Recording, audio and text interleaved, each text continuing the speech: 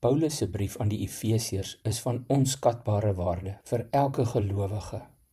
Dit het my siening van wie Jesus is en wie ek is ingrypend verander. Ons is geneig om ons geloof te begin waar God dit nooit begin het nie, by onsself. Hoe doen ek? Hoe vaar ek? Hoe lyk my geestelike rekord hierdie week? Het ek presteer? Het ek God se oog gevang? Paulus doen presies die teenoorgestelde. Hy begin nie sy brief aan die gelowiges in Efese met 'n lys opdragte nie, maar met 'n verklaring aan almal wat aan God behoort en in Christus Jesus glo. Met ander woorde, voordat enige iets gedoen word, kom eerste 'n verklaring.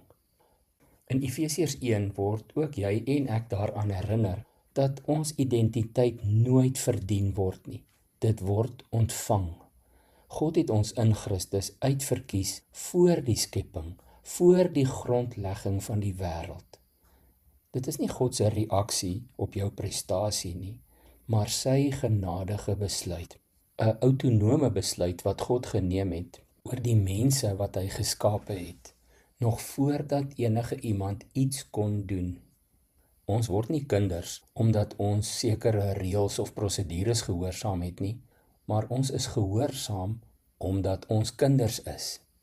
Die volgorde maak alles anders. Paulus skryf hierdie woorde aan gewone gelowiges in Efese, gewone mense wat in 'n stad leef, vol mag, geld en afgoderry. Hulle was nie geestelike supersterre nie. Tog sê Paulus, julle is geseën met elke geestelike seën in Christus. Nie net sommige nie, nie net genoeg om te oorleef nie, alles. Lees gerus weer Efesiërs 1 vers 3. Hierdie is 'n bevrydende waarheid. God se ja oor jou lewe kom voor jou poging om hom te beïndruk. Genade en vrede, sê Paulus in sy openingsgroet, nie stres en skuld nie, nie probeer harder en hoop vir vrede nie, genade en vrede. Daardie volgorde is nie toevallig nie. Wanneer ons by gedrag begin, by ons eie optrede en pogings, leef ons voortdurend in skuld. Wanneer ons by die regte punt begin, by God se genade, dan leef ons uit dankbaarheid. Die eerste maak jou moeg, die tweede maak jou vry. Dit beteken nie gehoorsaamheid maak nie saak nie, dit beteken net gehoorsaamheid is 'n reaksie, nie 'n aansoekvorm nie. Vandag se uitnodiging is eenvoudig, maar radikaal. Onthou wie jy is. Jy behoort aan God. Jy is in Christus.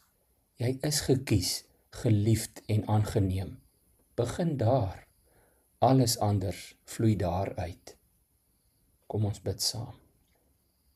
Here, help my om nie by myself te begin nie, maar by U genade. Dankie Here Jesus dat U my identiteit bepaal, dat ek my nuwe identiteit in U vind. Laat my vandag en elke dag leef uit wie ek in U is. Amen.